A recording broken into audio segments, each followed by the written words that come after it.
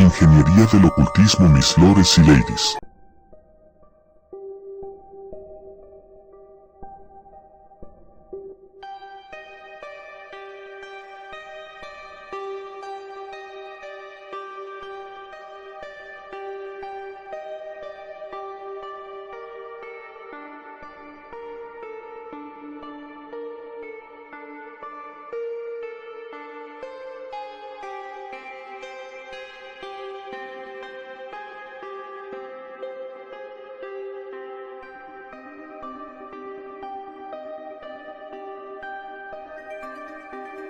Esta parte de la conferencia nos saca de esa información sobre la realidad y la empieza a relacionar con la situación en la que nos encontramos inmersos. Hay 20 años entre estas dos fotografías y en ese tiempo pasaron muchas cosas increíbles. Mucha gente pasó de estar así a estar así. Y esa es una curva exponencial que ha ido aumentando con el tiempo. Y la gente está empezando a ver algo que es evidente que lo tienen al frente. Y es que estamos empezando a ver cómo se está desarrollando la imposición de un Estado fascista mundial. O un Estado comunista, es lo mismo, cualquiera de los dos. Estoy seguro de que la gente en la Alemania fascista y que la gente en la Rusia de Stalin pensaban que había una gran diferencia entre los mundos en los que ellos vivían. Nombres diferentes para los mismos sistemas de control, pero yo acotaría que si nos quedamos solamente en el nivel de los 5 sentidos, si nos movemos solamente en el nivel de lo que vemos, las estafas bancarias, las guerras manipuladas y el control orwelliano, entonces no vamos a captar verdaderamente lo que está sucediendo. Porque lo que digo es esto, miren bien, este mundo ha cambiado y está cambiando tan rápido en lo que se refiere a todos los diferentes aspectos de este sistema de control, la forma en la que manipulan la educación, en la que manipulan las guerras, cómo ponen a la gente que ellos quieren como presidentes y nos dan toda esta mierda en la comida y en lo que tomamos, controlan los medios, manipulan toda esta estafa del calentamiento global, las farmacéuticas, el 11S y todas esas cosas. Y todo esto está ocurriendo de una forma coordinada. Así que si vamos a pensar que esta situación que estamos viendo desarrollarse se resume a un puñado de hombres y mujeres con trajes negros o lo que sea, sentados alrededor de una mesa y diciendo ¿cuál será nuestra próxima jugada? Estamos todos claramente perdiendo de vista lo importante. Y la inmensa mayoría de la gente que en los últimos años ha empezado a investigar esto, no van a avanzar. Se van a quedar estancados porque sus sistemas religiosos no se los permitirán. Por lo general es así, porque también ellos tienen miedo de lo que la otra gente va a pensar si ellos empiezan a investigar algunos de los asuntos de los que vamos a hablar ahora. Lo que la gente haga con esto depende de ellos. Lo que yo diga depende de mí. Así que sí, no se trata simplemente de gente sentada alrededor de una mesa en algún lugar del mundo, discutiendo sus próximos movimientos. Está el nivel en el que vemos cómo exponen esto en las noticias y todo lo demás. Y por otro lado tenemos este otro nivel dimensional no humano para investigar y qué es lo que quiero hacer en esta parte de conferencia. Después tenemos el nivel de la naturaleza de la realidad del que hablé antes. Y después tenemos todo esto que tiene que ver con la luna, de lo que también voy a hablar en esta parte. Y la madriguera del conejo no termina ahí, va mucho más y más profundo. Y mientras más abajo vas dentro de la madriguera del conejo, más vamos entendiendo cómo funciona el juego, y mientras más sepamos sobre el juego, más posibilidades tenemos de cambiarlo. Y se trata todo del control y la programación de la percepción. Esa es la única forma en la que un puñado, porque es un puñado si lo comparamos con la población mundial, así es como millones pueden ser controlados, manipulando la forma en la que interactuamos con la realidad, manteniéndonos lejos de nuestra conciencia, poniéndonos en estas burbujas llenas de nuestra sensación de limitación y de yo no puedo, manipulando la forma en la que decodificamos la realidad y entonces hacernos ver el mundo como el sistema de control quiere que lo veamos. Así es básicamente como funciona día tras día, porque así es básicamente como funciona toda esta conspiración. Así que sí, por supuesto, a un determinado nivel se manifiesta como gente con trajes negros sentados alrededor de una mesa planeando sus próximos movimientos. Pero eso sigue siendo la culminación de toda esta conspiración, no es su origen. Los trasciende, son los asesores en las sombras, son los Mandelsons de este país. Son los Peter Mandelson. Él no está manipulando ahora y está teniendo síntomas de abstinencia. Llegan los Emanuel Rams, idem en Estados Unidos.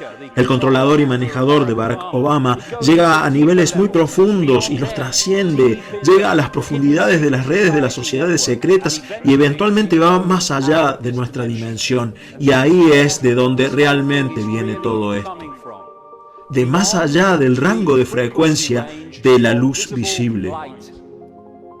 E involucra a entidades no humanas. A algunas de ellas la gente los llama los grises y los principales, yo diría, como vengo diciendo desde hace mucho tiempo, tienen forma reptiliana. Ellos operan por fuera pueden ingresar a nuestro espectro visible, pero en lo que se refiere a lo reptiliano de este tema, ellos no pueden quedarse acá por mucho tiempo. Y la gente dice, ¿por qué no vienen y colonizan todo de una vez? ¿Por qué no pueden o no podrían?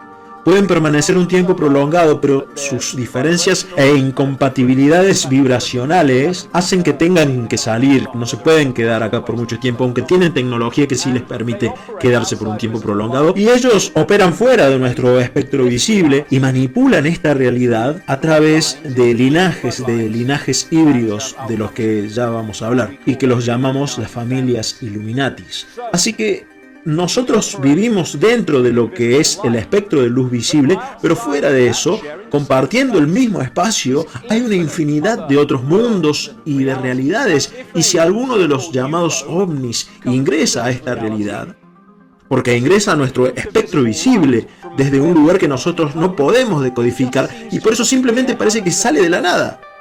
Porque todo lo que hacen porque no es que entran, sino que cambian su estado vibracional para resonar dentro de la luz visible. Y entonces es como, salió de la nada. Y entonces, ¿cuántas veces han visto? Te lo digo de verdad, vi ese ovni culiado y de repente desapareció enfrente mío. Escuché lo que decía, hermano, está re loco. Lo que hicieron fue incrementar su resonancia vibracional para salir del espectro de luz que es visible para nosotros, y entonces para el observador desaparece. Y no es que desapareció, solamente salió de nuestro espectro visible, y este rango de frecuencia que nosotros llamamos nuestro mundo está siendo manipulado por frecuencias vibratorias que están fuera de él. Y el satanismo es una red dentro de nuestro espectro visible que interactúa con estas entidades reptilianas de varias maneras, como ya explicaré antes de terminar la conferencia. Los lugares o las áreas del cielo que aparecen cuando investigamos es Orión, aparece una y otra vez cuando investigamos a estos reptiloides, y en lo que se refiere a visitantes no humanos, entonces aparecen las Pléyades, también aparecen lo relacionado con los reptiloides, el área del cielo que llamamos la constelación Draco, lo cual acertadamente, debido a las derivaciones de esa palabra, nos lleva a los draconianos y por supuesto a las leyes draconianas, o también llamadas leyes orwellianas, lo cual es muy apropiado, un nombre muy apropiado. También aparece la estrella Sirius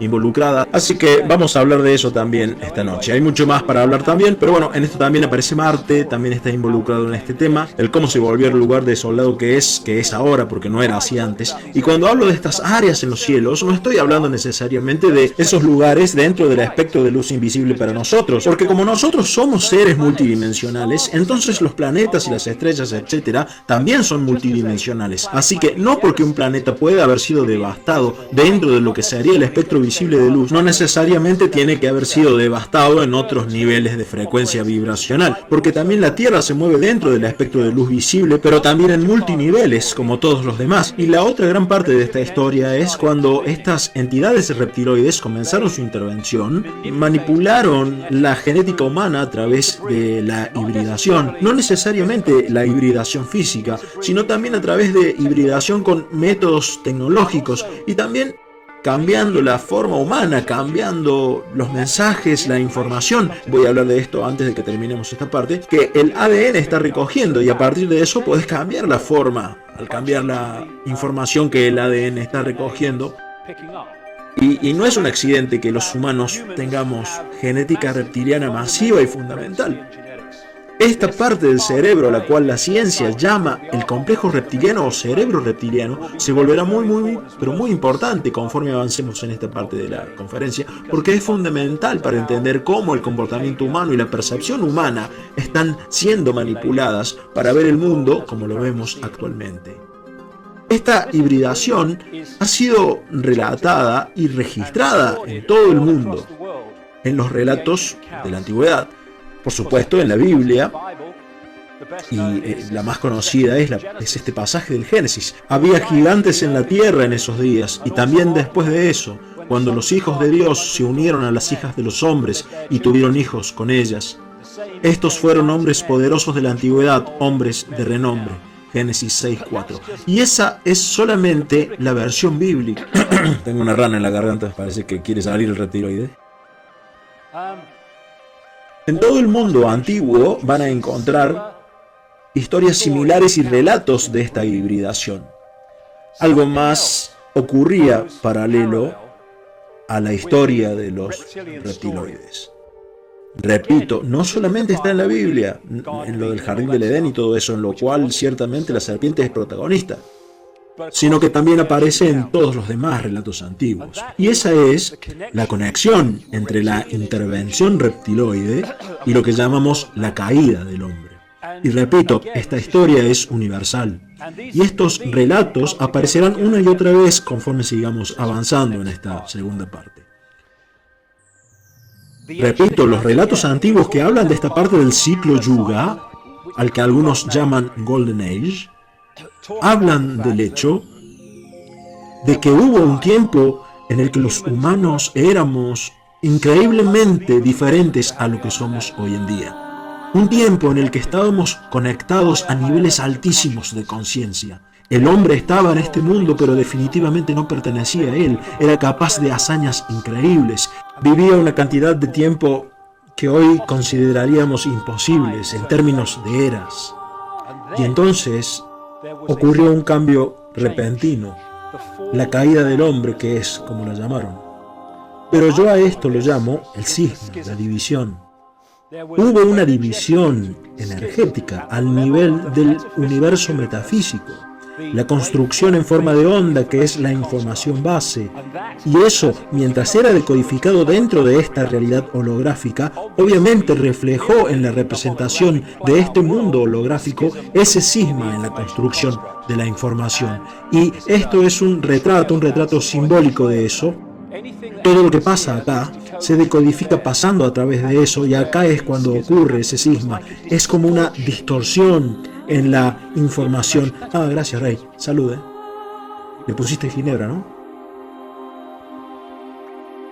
Fue una distorsión en la base de la construcción de la información, y ahora veremos cómo es que eso pasó. Esto tuvo muchas consecuencias. Una de ellas fue que no fue solamente un cisma en el nivel energético del mundo mismo. Fue un cisma que ocurrió también dentro de las personalidades humanas. Nosotros resultamos distorsionados también de la magnificencia y la armonía en la que estábamos antes, y pasamos de eso a esto. Y ahora estamos en el punto en el que vamos a salir de eso.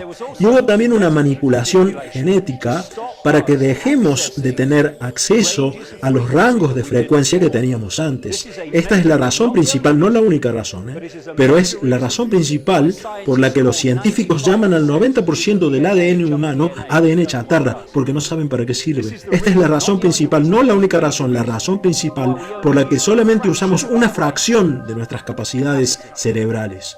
Por eso es que hay billones de células en ese puente llamado corpus callosum, que parece que no cumplen ninguna función, y es porque las desconectaron. Fuimos puestos en un estado de desconexión, porque eso nos hace controlables, eso nos hace cultivables. Así que tenemos este grupo reptiloide acá, y los individuos que están involucrados en esto aparentan ser relativamente muy pocos, una ínfime cantidad comparados con la población mundial. Y esta es la razón por la que tienen terror de ser expuestos. Es un tema muy constante entre ellos, todo el tiempo, por donde miren. Y ellos han encarcelado a la humanidad, o buscan hacerlo, en este pequeño, muy pequeño rango de frecuencia que percibimos y que llamamos espectro visible de luz. Otro aspecto importantísimo relacionado con esto es que crearon linajes híbridos específicamente para ser los mediadores y las mediadoras que fueron conocidos en la antigüedad como los semidioses, la gente, los hijos de los dioses, parte humanos, parte dioses, como se puede ver en las representaciones de los dioses serpiente. Y ellos eran, como ya dije, los mediadores y las mediadoras que operaban en el espectro visible para el sistema de control fuera del espectro visible. Y es correcto que el caduceo y el símbolo de la profesión médica tenga la forma del ADN representado con dos serpientes, porque para estos genetistas reptiloides, que están mucho más avanzados de lo que nosotros estamos, en lo que se muestra públicamente referido a la genética y al entendimiento de todo eso, el ADN es un programa de software.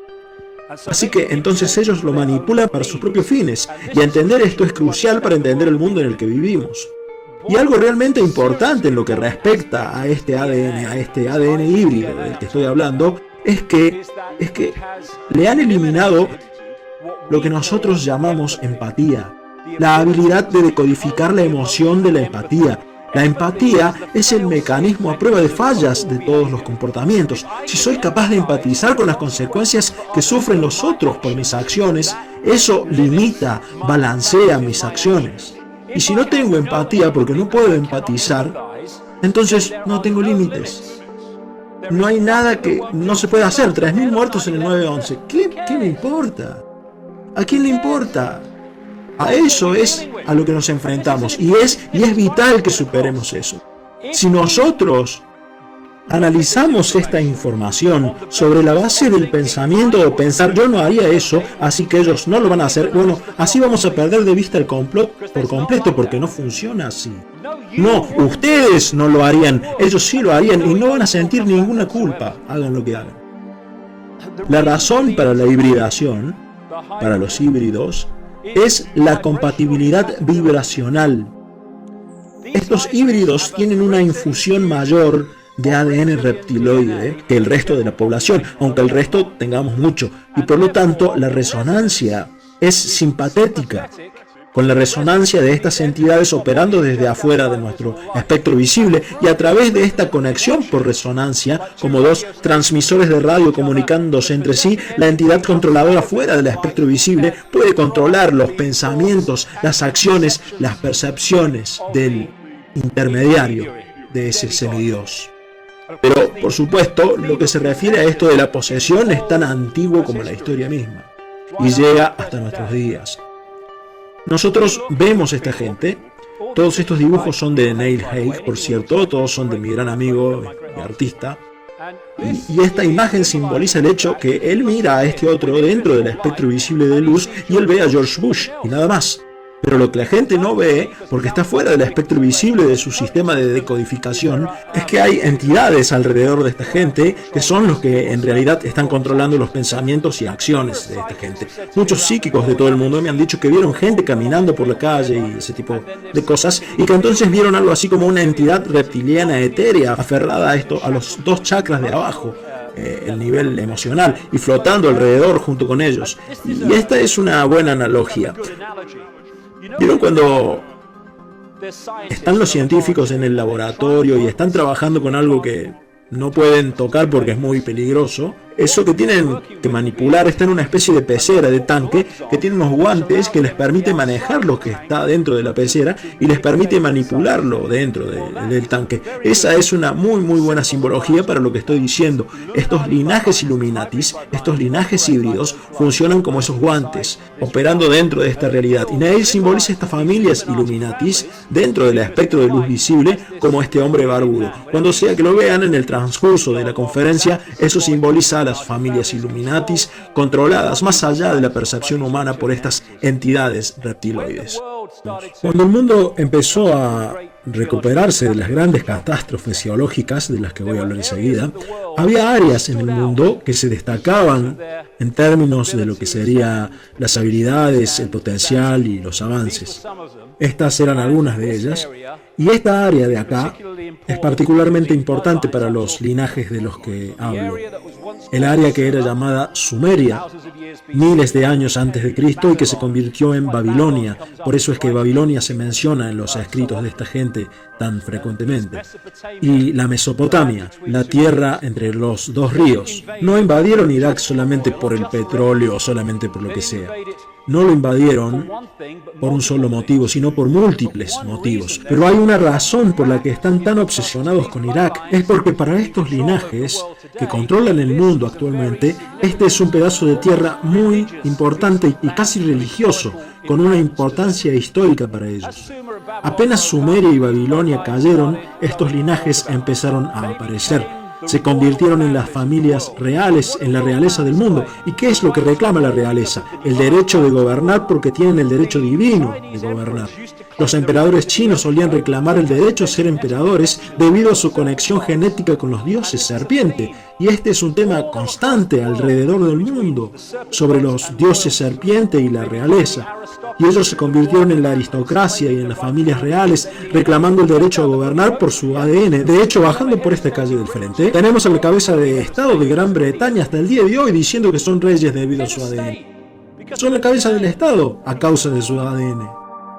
Y yo incluso presenté una queja, no pasó nada, pero presenté una queja a la Comisión de Asuntos Raciales, o como sea que lo llamen, porque dicen, si observa racismo, denúncielo. Bueno, denuncio a la familia real entonces. O sea, ¿estoy errado? ¿Estoy errado? Porque se la pasan diciendo racismo, tenemos que parar el racismo, todos los políticos diciendo lo mismo. Entonces que vayan a Buckingham y nos metan presos a todos. Si para ser cabeza de Estado dicen que no solamente tenés que ser blanco, sino que además tenés que ser miembro de su pinche familia. Es ridículo, pero bueno, siempre lo ha sido y lo sigue siendo. Y así como estas familias aristocráticas de la realeza se mudaron, eventualmente, cuando la gente empezó a rebelarse contra este evidente control real dictatorial, estas familias, algunas siguieron formando parte de las familias reales y algunas siguen existiendo, como la que tenemos nosotros, pero estas familias se mudaron a la política, crearon bancos, negocios y se convirtieron en esa gente de trajes negros y todavía se ven a sí mismos como la realeza. Se consideran especiales debido a su conexión genética con estos dioses serpiente y a través del imperio británico, el llamado Gran Imperio Británico y los otros imperios europeos, fue como estos linajes que vinieron a Europa desde el Medio Oriente, etc., ellos exportaron estos linajes por todo el mundo y los vimos llegar al poder a través de lo que llamamos la colonización. Pero hay dos clases de control. Uno tiene una vida finita, pero podríamos hablar por siempre y no terminaríamos de exponerla. La que tiene una vida finita es la dictadura, a la que la gente sometida por esta dictadura puede ver, tocar y sentir. El comunismo, el fascismo, el apartheid. La gente sabe dónde está y eventualmente puede rebelarse contra ella, porque saben a lo que se enfrentan. Pero la mayor forma de control es el control que no podés ver. La prisión sin barrotes. No podés ver los barrotes porque están fuera de tu campo visual. La gente no se rebela por no ser libre cuando no sabe que no está prisionera. Y esa es la idea de reemplazar el control colonial por otra clase de control llamado libertad. Así que, ¿qué pasó? Cuando estas colonias, como lo eran los Estados Unidos, etcétera, igual que otras alrededor del mundo, cuando ganaron la independencia, lo que empezó a pasar en esos países fue que estos linajes, con diferentes nombres, y la red de sociedades secretas que manipulan la agenda de estos linajes, siguieron controlando estos países desde ese momento. Pero como la gente puede votar cada 4 o 5 años, no se dan cuenta de que en realidad viven en una tiranía. Y así es como funciona la prisión sin barrotes, y hasta que no se la exponga continuará existiendo para siempre. Así que esta clase de gente, especialmente los Rothschilds, ellos son una parte muy importante en esto. Ellos son los mediadores para la manipulación de esta realidad por estas entidades que en su mayoría están fuera de esta realidad. Y lo que ellos han creado es como una corporación global transnacional. Lo que ocurre al ser una corporación es que tenés un cuartel general en algún lugar del mundo y a partir de ahí en cada país tenés empresas subsidiarias que responden a ese cuartel general. Y todas esas subsidiarias alrededor del mundo siguen las políticas del punto central. Lo que esta red de familias híbridas Illuminati ha hecho es crear exactamente lo mismo, pero en vez de empresas ellas son una red de sociedades secretas. Así que tenemos este centro de la red en Europa, por razones históricas, que tiene que ver con el nivel operacional. Tienen gente en lugares como Londres, no en el gobierno británico, sino en el centro de sociedades secretas en Londres. En Roma es otro lugar, la iglesia romana y los otros puntos en Europa. Y a partir de ahí, en cada país van a encontrar familias que forman parte de esta red en estos países, cuya misión es cerrar la red, que controla los negocios de ese país, el sistema bancario, la política, los medios y todo lo demás.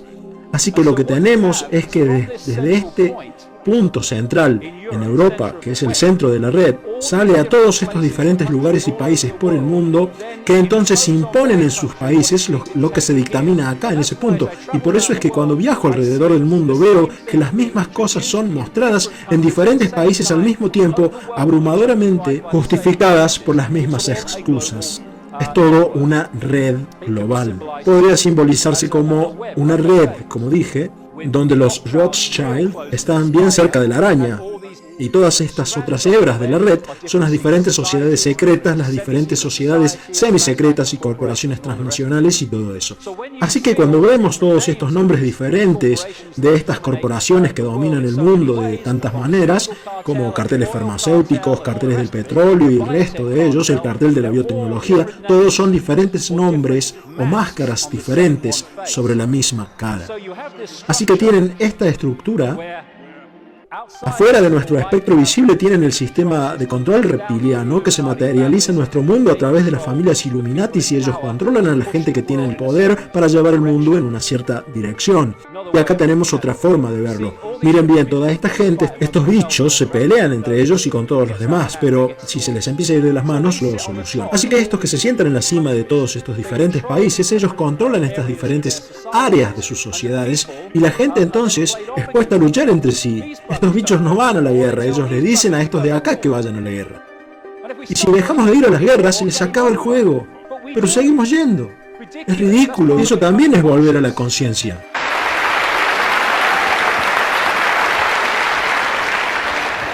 Así que entonces estos personajes son solamente peones en el juego de todas formas, peones genéticos al fin y al cabo. Son algo así como unas cáscaras para llevar a cabo esta agenda dentro de nuestro espectro visible, lo que no quita que haya carniceros que sean mejores que otros, por supuesto. Así que si estudian el principio del caballo de Troya, el símbolo del caballo de Troya, entrando en una sociedad sin parecer ser lo que es, si lo modificamos y le ponemos esta cara, obtenemos simbólicamente lo que estamos hablando acá. Gente de todo el mundo me manda fotos y cosas que encuentran en internet y en otros lugares que según ellos tienen algo que ver con estos reptiloides. Yo no digo que sean ojos reptiloides, podrían ser un efecto de la luz, pero las muestro ahora porque da una aproximación del número de gente que me ha dicho esto en todo el mundo. Gente de todas las profesiones han visto gente cambiando de una forma humana a una forma reptiloide, especialmente los ojos. Los ojos es lo primero que hay que mirar. Esta gente describe cómo las pupilas se les vuelven reptiloides e interesantemente, un gran amigo mío tiene un socio, quien yo no estoy de acuerdo con él, pero que estuvo investigando para desarrollar tecnología de escaneo de iris, y eso lo llevó a investigar muy profundamente unos 2.300 ojos. Y él le dijo, no sabía nada de esto, de lo que yo estoy hablando, probablemente nunca escuchó hablar de mí. Y él le dijo a mi amigo que la cosa más asombrosa fue que aproximadamente un 4% parecían ser del tipo reptiliano. Y ese es un número recurrente. En mis investigaciones, al menos 4 o 5% parecen estar o ser de esta naturaleza híbrida. Así que esta gente son humanos híbridos, humanos reptiloides, y van a ver ojos humanos, pero detrás de esos ojos hay otra cosa. Yo tuve una experiencia con este personaje, Ted Heath. Él fue primer ministro de Gran Bretaña desde el 70 al 74 y nos llevó a la Unión Europea, apenas asumió. Es una historia muy larga, ya la conté antes, pero bueno, lo voy a contar de nuevo. Él me miró en un camarín, estábamos en un canal de televisión, y cuando me miró, esto fue lo que hicieron sus ojos. Sus ojos se volvieron completamente negros, todo el ojo. Y mientras miraba sus ojos, habrán pasado, no sé, tal vez un minuto, dos, no sé. Y mientras miraba sus ojos, en ese momento pareció como si estuviera mirando dentro de dos agujeros negros, porque no se podía hacer contacto visual, porque no había contacto. Era como si, ahora lo sé, como si estuviera mirando a través de él, hacia esa otra dimensión, de donde verdaderamente él estaba siendo controlado. Este tipo, Ted Heath, Dios me libre. Dios me libre. Y digo esto desde 1998 y está impreso. Y él vivió por muchos años después de eso. Y no le pasó nada. ¿Por qué? Porque es cierto. Así que estos bichos se esconden detrás de formas humanas. Acá esto me supera. Esto me supera.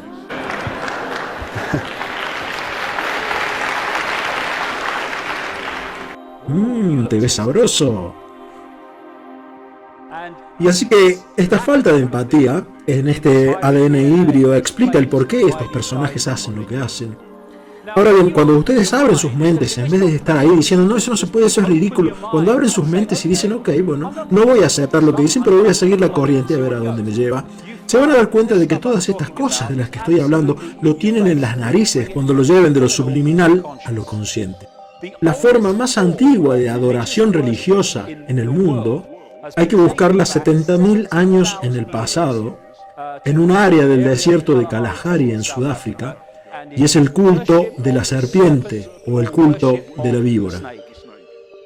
Este hombre, el reverendo John Baptist Dean, escribió un libro muy bueno, en 1933, El culto de la serpiente, en el cual estudió el culto de las serpientes alrededor del mundo, y esta fue su conclusión. Tal parece entonces que no hubo ninguna nación tan geográficamente remota o tan religiosamente disonante que hubo una y solamente una superstición característica que fue común a todas. Las más civilizadas y las más bárbaras se inclinaron con la misma devoción ante la misma absorbente deidad, y esta deidad estaba representada por la misma serpiente sagrada. También parece ser que la mayoría, por no decir todos, los países civilizados donde estas serpientes eran adoradas o tenían alguna fábula o tradición que incluía esta historia, directa o indirectamente aludían a la caída del hombre del paraíso, y en la cual la serpiente estaba involucrada. Lo que ocurrió entonces, pero los relatos más antiguos, respetando el curso y la naturaleza de esta seducción, deben ser aquellos de los que derivan todos los demás, los cuales representan la serpiente victoriosa sobre el hombre en un estado de inocencia y subyugando su alma en un estado de pecado. Así lo llamaba él porque era un reverendo, dentro de la veneración y adoración de lo más abyecto de sí mismo. Como dije antes, donde quiera que vayamos aparece. Se encuentran representaciones obvias de los dioses serpientes. Estas fueron encontradas en tumbas del pueblo Ubaid, que se desarrolló en Suma, que estaba en lo que hoy llamamos Irak. Estos eran los Naga, la gente reptiloide metamórfica de Asia. Los druidas solían adorar un dios serpiente llamado Hu, y si ponemos esa palabra delante de man, queda human, lo cual es el hombre serpiente, que sería muy adecuado, muy acertado. Los egipcios solían adorar dioses serpientes y representaban a los faraones como una expresión de eso, de esta forma.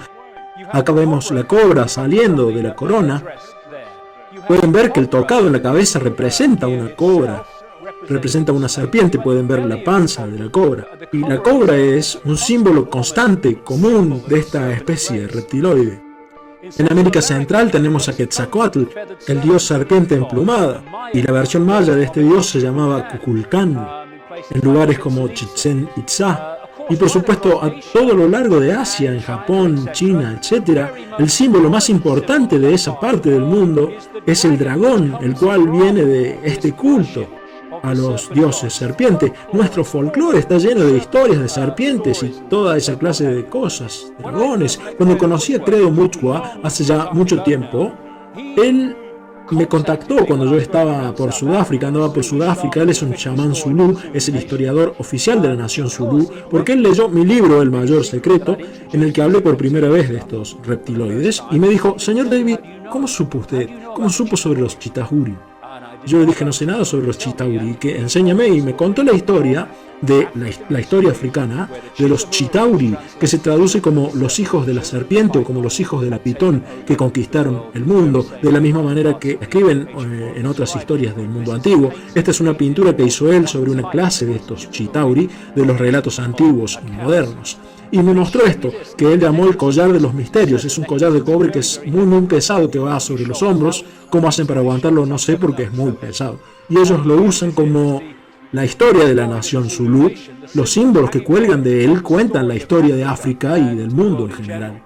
Y se destaca en el frente una entidad no humana con una erección y en posición de, te la voy a poner, y una mujer humana.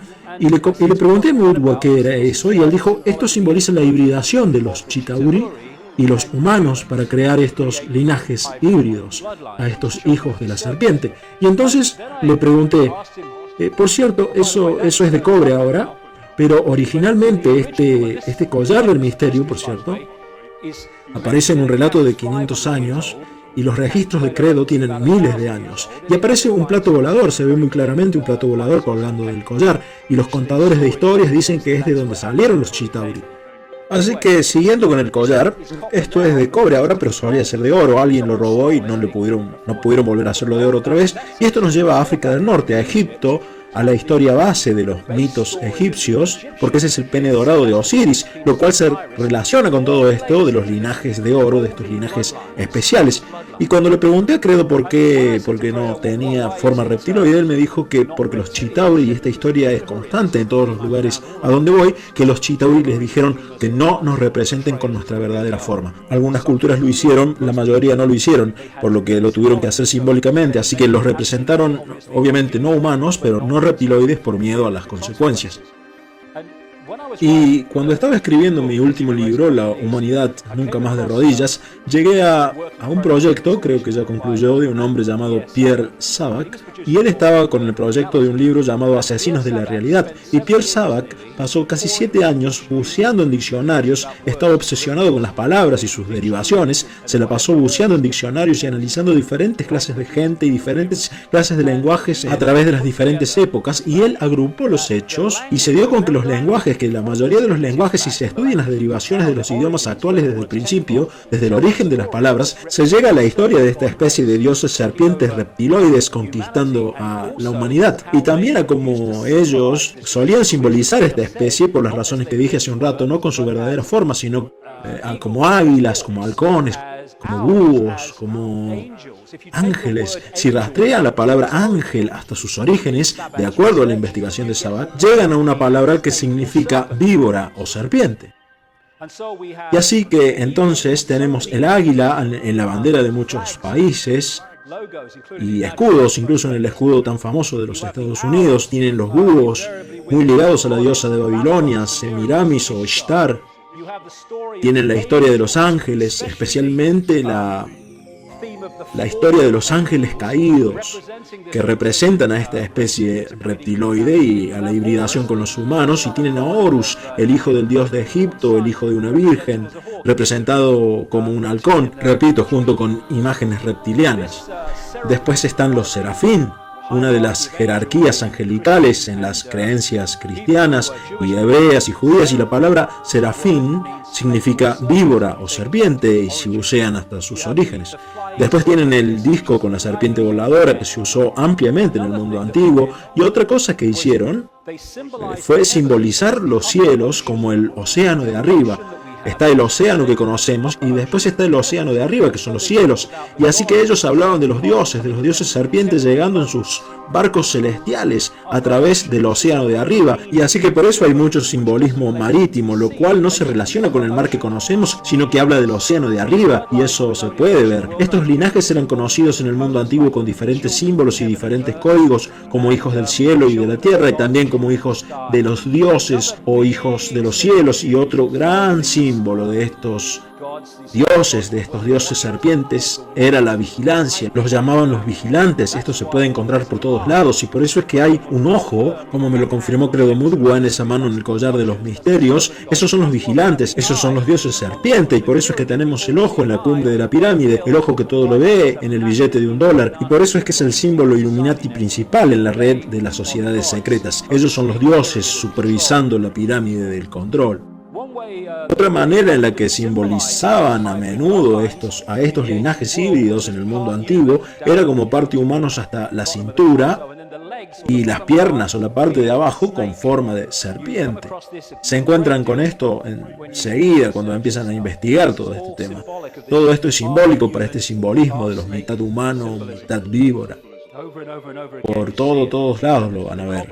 Y la cobra, como ya dije, es un símbolo muy común para estos dioses serpiente. Lo mismo que las luchas contra los dioses serpiente y las batallas contra ellos. Incluso la palabra Mesías viene de Mesé o Mesa, que es el cocodrilo del Nilo, y ellos hacían aceite con los cocodrilos del Nilo para ungir a los faraones. E incluso hasta el día de hoy, en la ceremonia de coronación de los reyes, ellos simbolizan eso como parte de la ceremonia, y acertadamente, ¿no?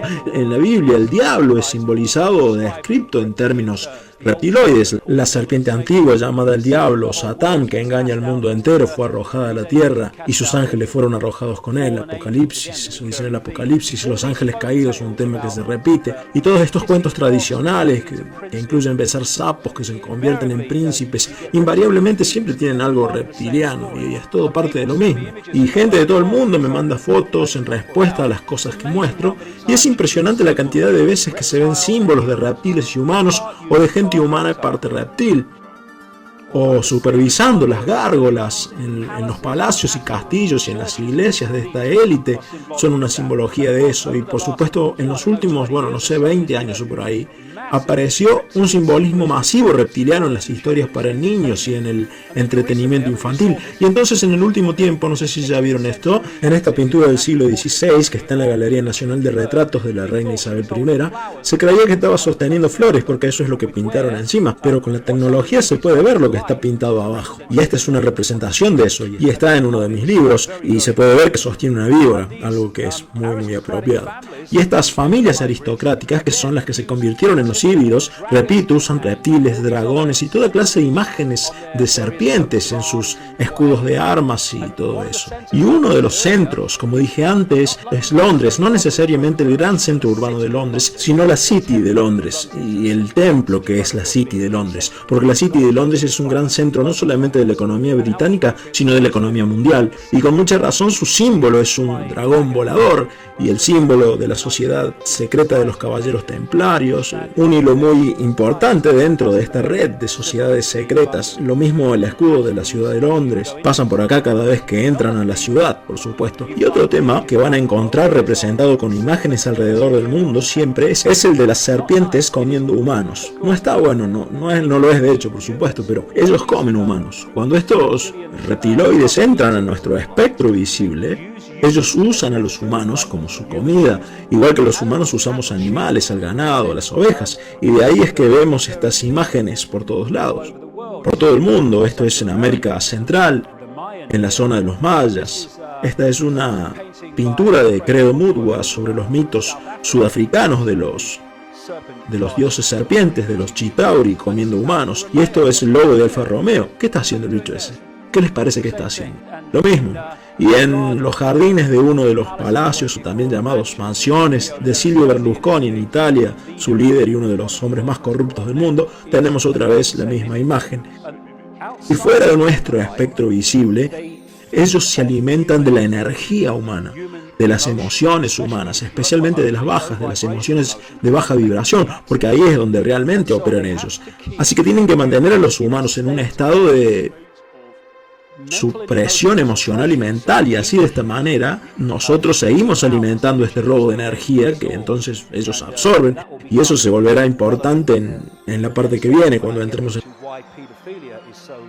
tan expandida entre esta élite, porque la energía cambia con las emociones que expresamos. Cuando expresamos amor, tiene un cierto ancho de banda. Cuando expresamos odio, es un ancho de banda diferente. Y un amigo mío en Japón se volvió muy conocido por tomar agua. El señor Emoto tomaba agua y la ponía en un recipiente, y entonces él escribía palabras de amor o de odio o de diferentes tenores en los costados, porque cuando escriben una palabra, esa palabra puede aparecer en el mundo decodificado como una palabra que ustedes pueden escribir y leer, pero en el reino vibracional eso representa una vibración. Si pudieran ver la vibración al escribir la palabra odio y la de escribir la palabra amor, sería dramático. Ahí lo pueden ver, porque lo que pasó es que después de que puso la palabra al costado del recipiente con agua, él entonces congeló el agua así muy rápido. En el laboratorio pude ver cómo lo hace y entonces fotografió los cristales. Y esto es un cristal del agua con la palabra amor escrita en el recipiente, y este otro es el cristal que tenía escrito odio en el costado del recipiente.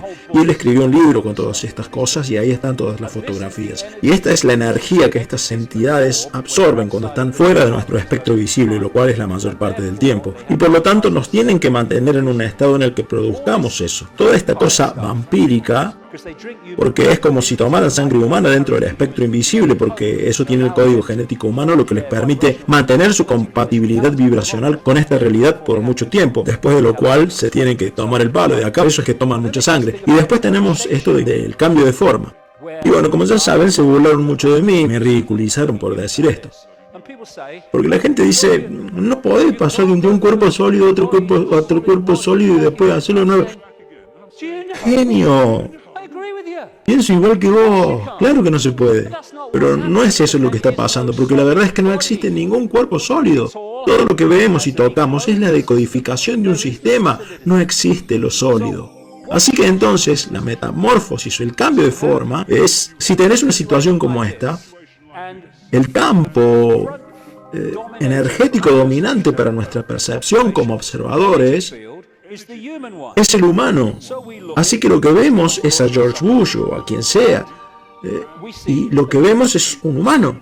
Pero en algunas ocasiones, especialmente en ocasiones de emociones fuertes, este cambio puede ocurrir y el espectro reptiloide pasa al frente. Y cuando pasa eso, se convierte en el campo dominante la mayoría de las veces por un instante. El observador entonces empieza a decodificar esa imagen y entonces se hace un cambio reverso y se empieza a decodificar lo otro. Y para el observador que está decodificando ese cambio, que está creando la realidad holográfica en su cabeza, que es donde todo está ocurriendo, para su observación alguien pasa de una forma humana a una forma reptiloide y después de vuelta a la forma humana. No es que cambia de cuerpo sólido. Ella es un holograma, igual que yo, todos somos hologramas, y ellos pueden cambiar, y así es como se hace el cambio de forma, o lo que llamamos cambio de forma físico. Es una ilusión en nuestras cabezas, está pasando en nuestras cabezas. Así que el camino hacia la tiranía empezó cuando llegaron estos reptiloides. Antes de eso, como ya dije antes, el mundo era muy diferente. La era dorada, el tiempo cuando los humanos eran simplemente extraordinarios antes de la supresión. Y entonces aparece este cisma energético, esta distorsión en la construcción de la información que pasó a estar dentro del mundo holográfico y en un nivel con eventos geológicos masivos, con erupciones volcánicas y tormentas y todo lo demás. Y por supuesto simbolizado con Noé y el diluvio, pero hubo muchos de esos, no solamente uno.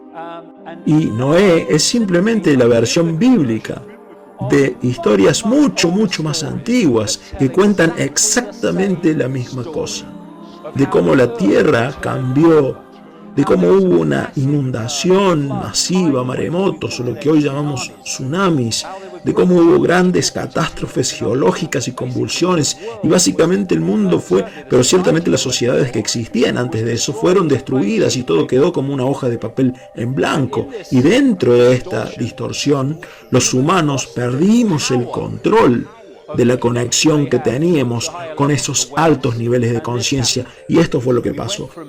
Pasamos de ser una parte del campo de esta sabiduría a ser conquistados y suprimidos por esta especie reptiliana. Porque una vez que la hoja en blanco fue creada por las catástrofes geológicas, y ya llegaré al por qué pasó eso, ya falta poco para llegar a ese tema, la Tierra comenzó a normalizarse, y cuando se normalizó todo empezó a reconstruirse, pero en nivel mucho más bajo del que estaba antes. Y hubo una manipulación genética también.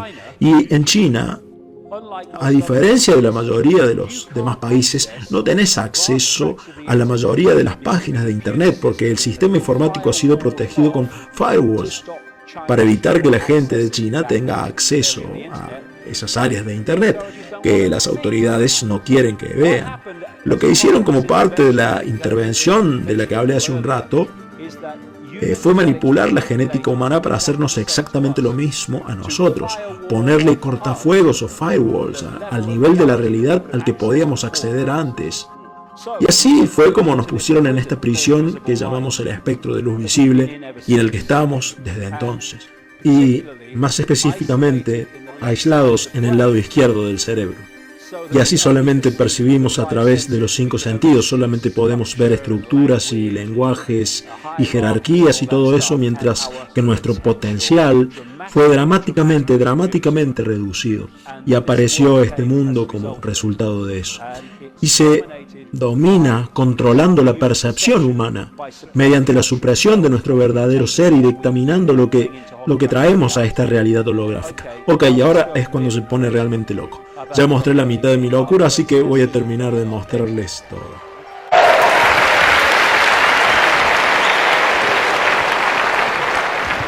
Lo que quiero decir antes de que empecemos con esto es lo siguiente.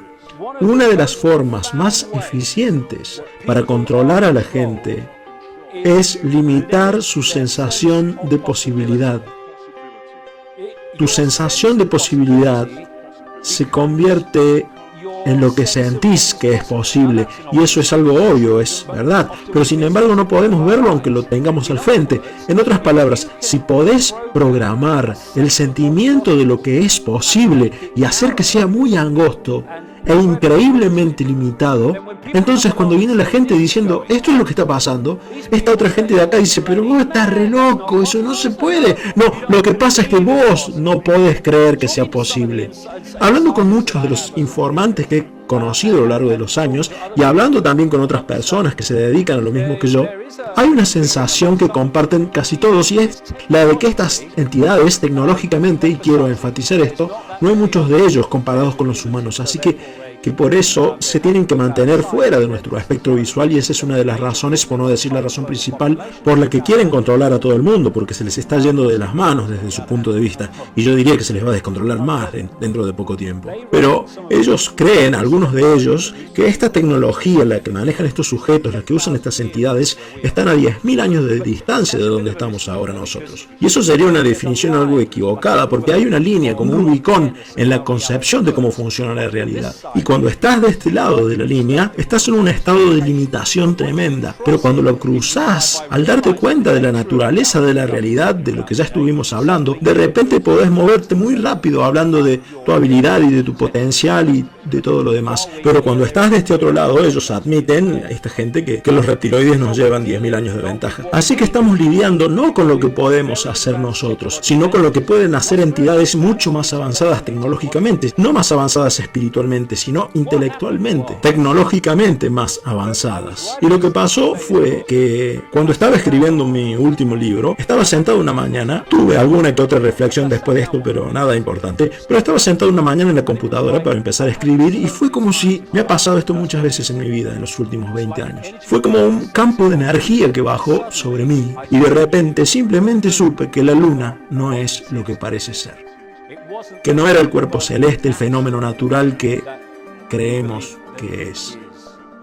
Y a partir de ese momento, la información empezó a llegar a mí a través del mundo de los 5 sentidos, señalándome eso justamente. Y repito, volvemos de nuevo a esa oración que dije hace 20 años. El conocimiento será puesto en tu cabeza y otras veces serás guiado al conocimiento. Esta combinación se repite constantemente y se vuelve más y más poderosa. Primero sentí una inspiración que no venía de ningún lado en particular, que la luna no es real. ¿De dónde salió eso? Y entonces empezó. Y fui a la internet y en cuestión de 2 o 3 minutos, yo no esperaba encontrar nada. Solamente escribí un par de palabras indicando que la luna no era real, que en la forma en la que creemos que lo es. Y ahí canté bingo, porque después de 2 o 3 minutos encontré este libro. ¿Quién construyó la luna?, escrito por 2 investigadores que escribieron otros libros también, uno de ellos una investigación sobre la masonería. Y en este libro dan detalles que son anomalías extraordinarias relacionadas con la luna.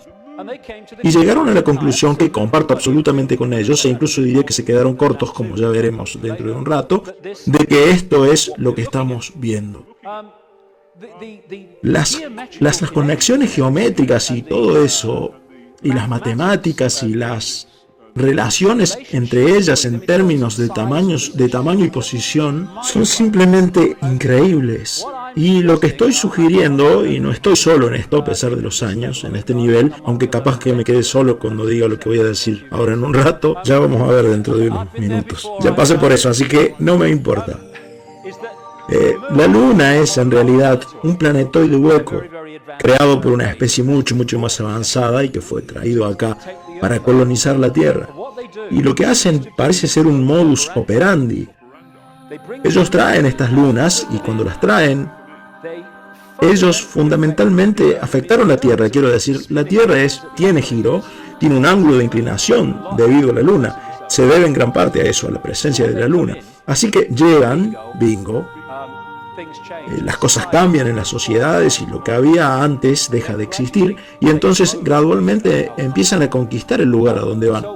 Así que cuando llegó la luna, y repito, es muy importante salir del mundo holográfico e ir a la construcción original. Ustedes ven una luna sólida, sí, pero eso es en el mundo de afuera. Pero acá adentro es una construcción energética en el universo metafísico. Y cuando la trajeron, pasó otra cosa de la que hablo en el libro. Eso produjo una distorsión en la construcción de la información, en el espectro de banda de base de la información de este universo.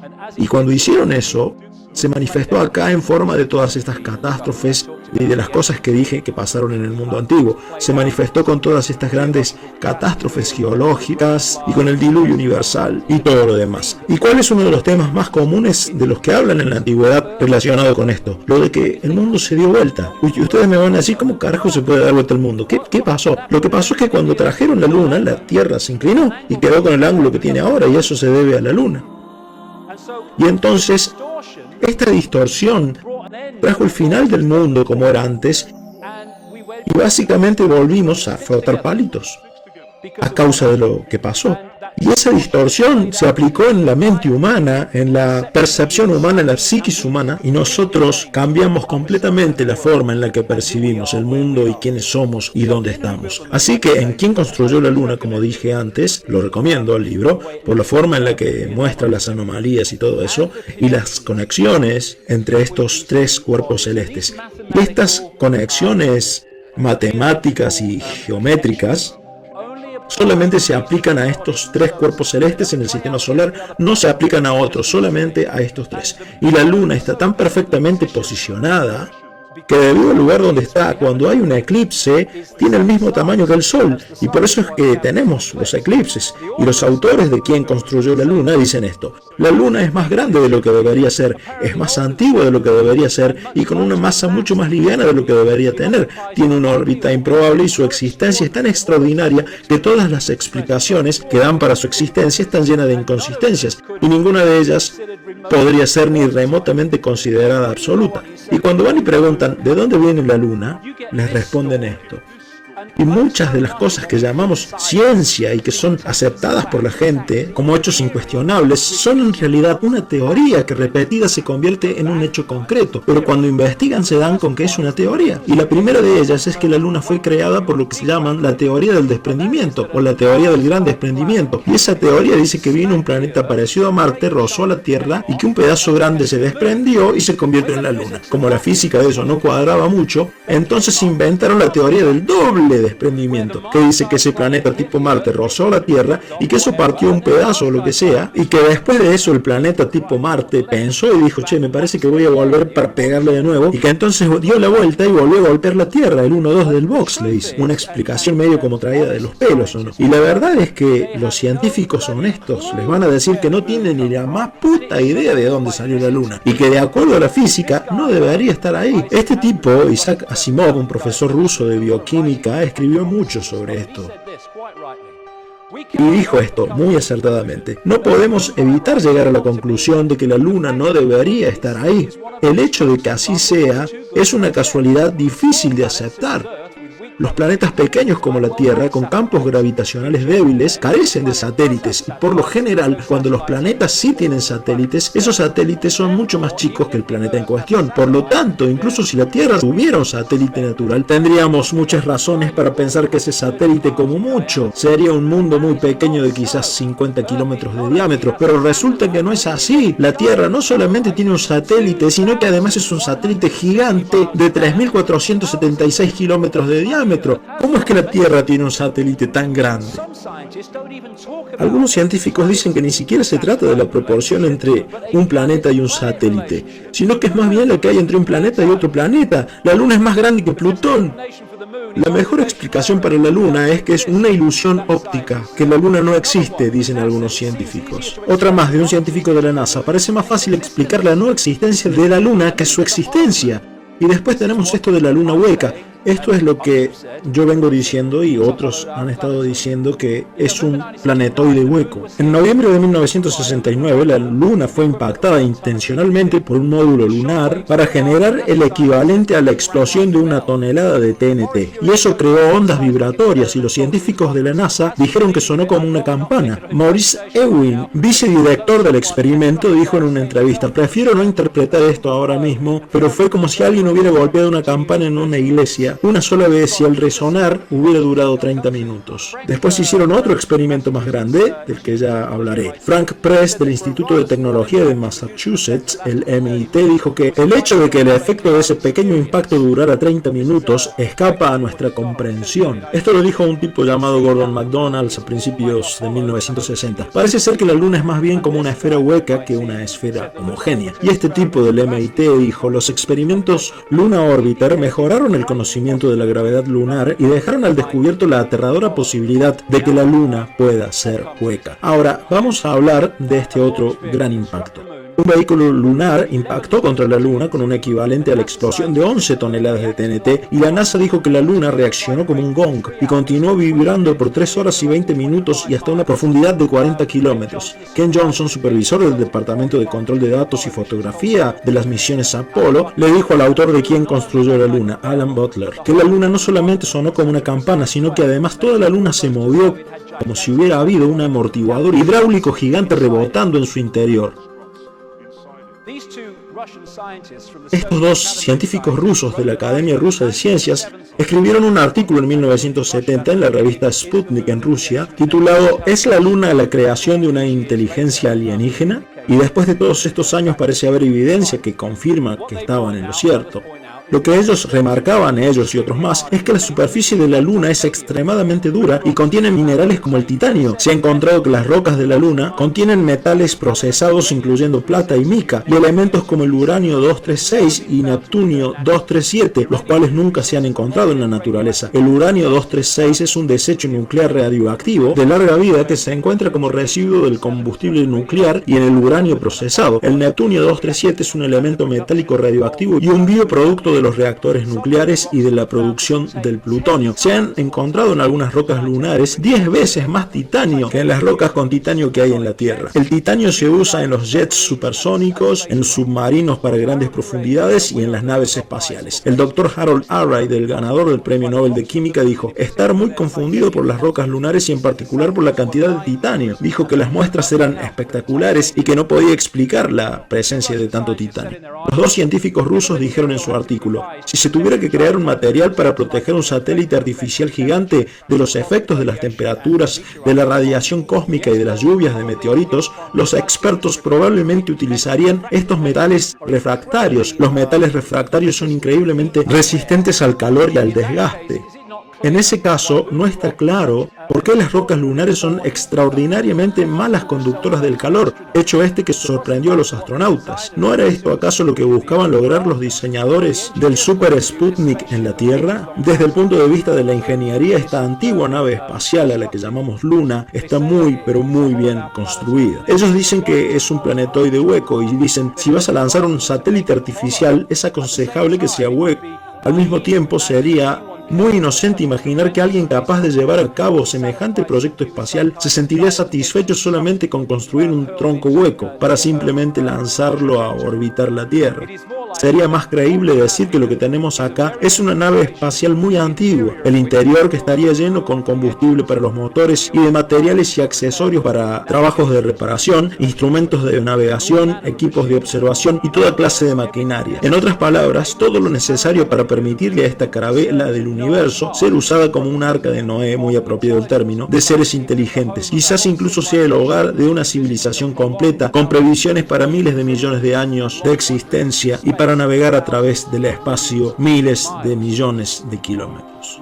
Naturalmente, el casco de una nave de estas características debe ser muy resistente para aguantar los impactos de los meteoritos y de las fluctuaciones entre muy altas y muy bajas temperaturas. Probablemente el cascarón sea doble, la base probablemente sea un armazón oscuro de unos 32 kilómetros de espesor y recubriéndolo alguna clase de cáscara más delgada de unos 5 kilómetros de espesor. En ciertas áreas donde están los mares y cráteres de la Luna, la capa exterior debe ser más delgada y en algunos casos inexistente.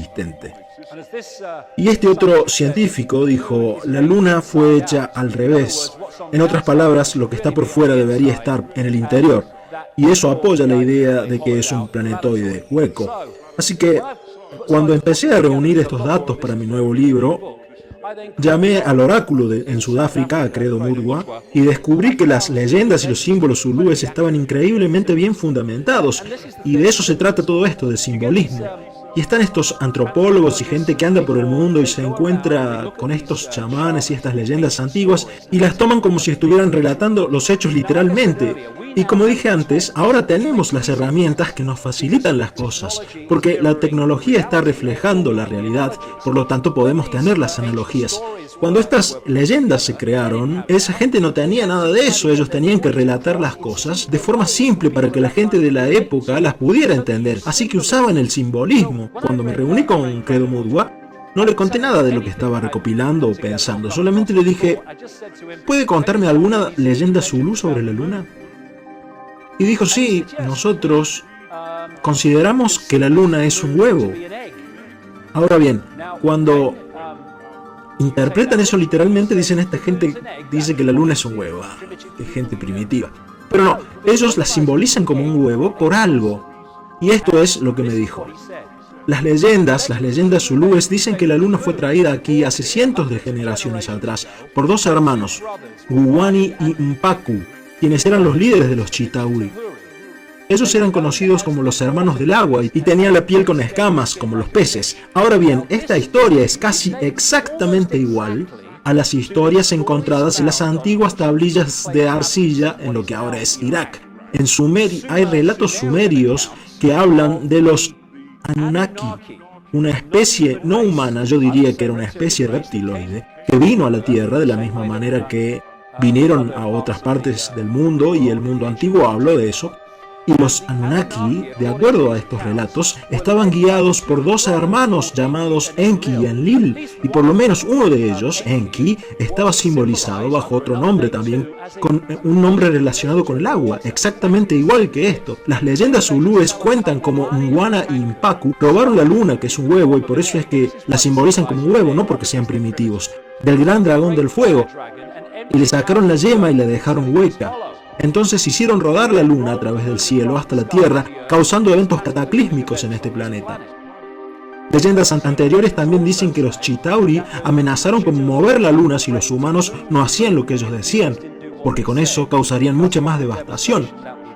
Lo que estos dos científicos dicen sobre esta capa protectora externa de 5 kilómetros, seguida por la capa inexpugnable de 30 kilómetros de espesor, es que explica una de las anomalías de la luna, y es que los cráteres tienen todos casi la misma profundidad, incluso aunque la escala del impacto y el tamaño del cráter pueden ser tremendamente diferentes, la profundidad parece ser la misma, y esto es así, y con una variación mínima, y los científicos dicen que se debe a que la capa exterior hace de amortiguador y evita que se traspase la capa interior, que es inexpugnable. Este tipo, John Wilson, escribió un libro en los 70s llamado Nuestra misteriosa nave espacial llamada Luna, y ahí enumera algunas de las anomalías, y hay otras más que pueden ser explicadas por lo que hablamos recién. ¿Por qué la Luna es algo tan extraño, grande y lejano si es un satélite natural de la Tierra? ¿Por qué la Luna tiene cráteres tan poco profundos? ¿Por qué algunas rocas lunares son más viejas que la Tierra y tienen la antigüedad del sistema solar? ¿Por qué la luna parece estar dada vuelta como una media? ¿Por qué la luna vibra como un gong gigante transmitiendo temblores a lo largo de grandes distancias alrededor y a través de ella? ¿Por qué la luna presenta tantas contradicciones en los datos y en los hallazgos? Y creo que fue en 2001 que hubo una serie de conferencias en el Club Nacional de la Prensa en Washington, dadas por gente que había estado involucrada en proyectos gubernamentales, programas espaciales, etc., que salieron a mostrar evidencias de cosas que habían visto, que eran clasificadas y que no se hacían públicas, y uno de ellos era este tipo, el sargento Carl Wolf. Él era un ingeniero en fotografía electrónica profesional que trabajaba en la base de la Fuerza Aérea en Virginia. Esa es la base de Fuerza Aérea controlada por la CIA. Uno de los aviones del 911 salió de ahí, nunca se dijo, nunca se mencionó. Y lo que él dijo en el club de periodistas fue que él había sido llamado desde la otra punta de esa base, donde estaban colocando lo que ellos llaman mosaicos, como si los módulos lunares que pasaron sobre la luna lo hubieran fotografiado, y ellos tenían diferentes fotografías y estaban uniéndolas para completar el paisaje. Y tenían un problema técnico, así que él fue a tratar de ayudarlos con eso. Y un tipo que estaba ahí trabajando con estos mosaicos le mostró algo interesante. Y esto es lo que dijo él en esa conferencia en Washington. Ellos sacaron uno de estos mosaicos y me mostraron esta base que tenía formas geométricas que eran torres. Había edificios esféricos, torres altas y cosas que parecían antenas de radar, pero eran estructuras grandes. Si lo comparo con lo que he visto hasta ahora, porque tengo fotos que muestran artefactos que son similares a las cosas que vi, y eran enormes, y esto es algo interesante. Piensen que la Luna es grande, y ahora relaciónenlo con eso. Las estructuras y la tecnología, y si lo quieren, las naves espaciales en las que se mueven estos sujetos, algunas de ellas son extraordinariamente grandes, más allá de nuestra comprensión, porque ellos han cruzado el Rubicón del entendimiento de lo que es la realidad y por lo tanto de lo que es posible. Algunas de estas estructuras miden 1 kilómetro en su parte interior, son edificios enormes. Algunos edificios parecen tener superficies reflectantes. Una de estas estructuras que vi me recordó las torres de enfriamiento de las centrales eléctricas. Tenían esa forma, algunas de ellas eran angostas y muy altas, con el techo plano. Algunas eran redondas, algunas se veían como si tuvieran una cúpula, como si fueran invernaderos. La foto en particular que vi, habían pegado muchas fotos y habían formado un gran paisaje. Y otra gente que habló en ese club de periodismo contó que la NASA sistemáticamente tapa con una mancha o remueve cualquier objeto artificial que encuentran en la superficie de la Luna. Y este es un documental llamado Moon Rising, lo pueden ver en YouTube creo todavía. Se muestran fotografías tomadas por la llamada misión Clementine en 1994 creo que fue, que sacó 1.8 millones de fotografías digitales de la Luna, y se pueden ver algunas cosas en el paisaje que se nota que fueron tapadas. Es decir, ¿qué es lo que hay detrás de esto? Parece haber muchas cosas que fueron tapadas, y después tenemos estas que se nota también editada, y si la vemos desde otro ángulo ahí se ve. ¿Sí? ¿Qué demonios es eso? Una de las cosas más asombrosas de este documental es que dicen que tomaron esta fotografía y se la mostraron a un experto en fotografía que trabajó con la NASA, y él hizo una estimación y dijo que esto era 10 veces el tamaño de Los Ángeles. Así que estamos hablando de un entendimiento enorme como para poder crear estas tecnologías. Y eso se debe a su entendimiento de la realidad. Y sea lo que sea, no parece ser algo que apareció naturalmente. Y después tenemos todas estas otras cosas que parecen haber sido tapadas. Ahora solamente se pueden ver las manchas, si le hacen un acercamiento. Y a lo que quiero llegar mostrando estas fotos es a la Estrella de la Muerte, de la película Star Wars. George Lucas, como lo vengo diciendo hace años en mis libros, tiene información muy privilegiada. En una galaxia muy lejana. No, yo no creo que sea tan lejana. No creo que sea tan lejana. Para mí que esto está pasando acá cerquita. Y por supuesto, en la película Star Wars, la Estrella de la Muerte es, además de que se parece mucho a la Luna, es construida para ponerla cerca de los planetas y conquistarlos. De la misma jodida forma en la que dije que pasó con la Luna, y hay mucho más para hablar todavía de eso. En muchos aspectos, esto es algo muy simbólico para referirse a lo que estamos hablando acá, y eso no es un accidente estando metido George Lucas. Y algo interesante, esta es Mimas, que es una de las lunas verdaderas de Saturno, y al lado está la Estrella de la Muerte, y se ve muy interesante cuando las ponemos juntas. Como sea, también se ha afirmado, y últimamente se está haciendo con más fuerza en las últimas semanas, que una de las lunas de Marte, Phobos, es un asteroide hueco.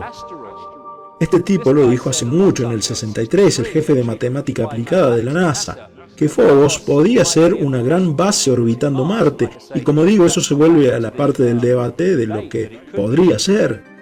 Y repito, uno de los episodios de Star Trek hablaba de un planetoide hueco que resultaba ser de hecho una nave espacial, con todo un mundo adentro. Y mucho de lo que muestra la ciencia ficción, cuando nos ponen todas estas cosas en las narices y le llaman ficción, no es del todo ficción, ellos lo sacan de la realidad. Así que bueno, como venía diciendo, no solamente tenemos esta increíble sincronía matemática de tamaño y de posición entre estos tres cuerpos celestes, sino que además, como señalan los autores de quien construyó la Luna, hay una gran sincronía entre lugares como Stonehenge y otras construcciones megalíticas, y estos tres cuerpos celestes, particularmente con la Luna. Y una de las cosas que destacan es que la unidad de medida, hubo alguien llamado Alexander Tong, que fue con un ingeniero que estudió todos estos lugares en Gran Bretaña y Europa como Stonehenge, ellos la llaman la yarda megalítica, la cual tiene una cierta longitud.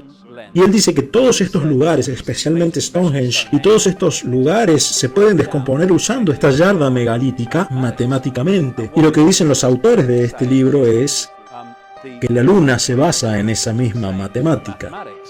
Y esto es lo que dicen. Todo esto luce muy extraño. Las construcciones megalíticas que fueron emplazadas a lo largo de Europa Occidental eran generalmente usadas para la observación del Sol y la Luna, pero ¿cómo podría la unidad de medida en la que se basó la construcción de estas estructuras estar tan integrada con las circunferencias de estos cuerpos celestes como así también de la Tierra? Bueno, tal vez se debe a que los que construyeron Stonehenge y el resto de las construcciones megalíticas del mundo antiguo, algunas imposibles de construir ahora, fueron los mismos que están controlando la luna. Y bueno, esto puede sonar controvertido, pero bueno, ya saben cómo es, soy conocido por eso. Yo pienso que estas construcciones fueron puestas ahí para suprimir la red de energía de la Tierra por las razones que voy a contar en un rato, porque estamos interactuando con este campo energético todo el tiempo. ¿Y cómo controlas a todos los peces al mismo tiempo? Controlando el mar en el que nadan.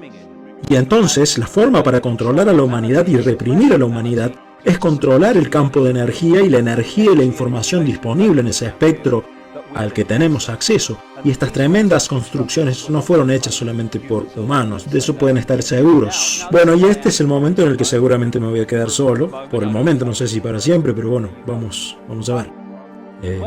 Cuando era cuento con más detalle esto en el libro, pero voy a tratar de unir los puntos ahora.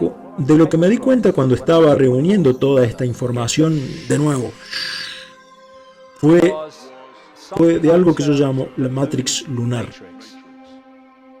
La primera parte de esta conferencia es crucial para entender cómo es que esto funciona. La Matrix lunar es una frecuencia, un canal que se emite desde la luna, el cual es, en efecto, un hackeo a la computadora del cuerpo humano y al universo virtual en general, y que ha creado una subrealidad dentro de la realidad virtual más grande. Así que lo que voy a decir de nuevo, porque es importante, vemos una luna física, pero en realidad es una construcción virtual, igual que todo lo demás en esta realidad es información en forma de onda. Y yo diría, por supuesto esto será cada vez más obvio conforme pasen los años, yo diría que la luna es en realidad no solamente lo que dijimos hasta ahora, sino también un portal interdimensional a través del cual entidades y energías pueden salir de otra realidad y entrar a esta. Entran por ahí. Su posición es tan perfecta, como verán si lean no solamente mi libro, sino también Quién construyó la luna. Su posición con respecto a la luna y al sol es tan perfecta porque eso tiene un efecto que ayuda a crear esta subrealidad. Lo que estoy diciendo es que esta frecuencia se está emitiendo desde la luna y ha creado una subrealidad que nosotros estamos constantemente decodificando, y la manipulación genética de la humanidad, ampliamente descrita por los antiguos, toma la computadora del cuerpo y la sintoniza, la conecta a este rango de frecuencia que yo llamo la Matrix lunar. Este es un dibujo conceptual de Neil Haig sobre este monopolio. Este es el mundo, la estructura que nosotros estamos experimentando. Estamos constantemente girando y girando en un mundo limitado. Y lo que estoy sugiriendo es que estamos siendo masivamente influenciados. De hecho, nos han convertido en una mente colmena a través de esta transmisión, la cual nos mantiene limitados por los sentidos. El tema era que operara como un mecanismo de funcionamiento predeterminado, es decir, que ni bien empeces a despertar, cuando empezás a no querer continuar en el ciclo y seguir en él, entonces por defecto te empuja hacia atrás, porque la presión de esta Matrix lunar nos empuja dentro de esta asfixiante sensación de limitación. Lo que hace la realidad virtual es básicamente secuestrar los 5 sentidos y ponerlos a decodificar la información que manda el juego de computadora y reemplazarla por la realidad. Lo que digo es que esta Matrix lunar está haciendo exactamente lo mismo y que eso es parte del modus operandi con el que van conquistando planetas. Nuestros 5 sentidos han sido encerrados dentro de otra cosa y estamos decodificando una falsa realidad.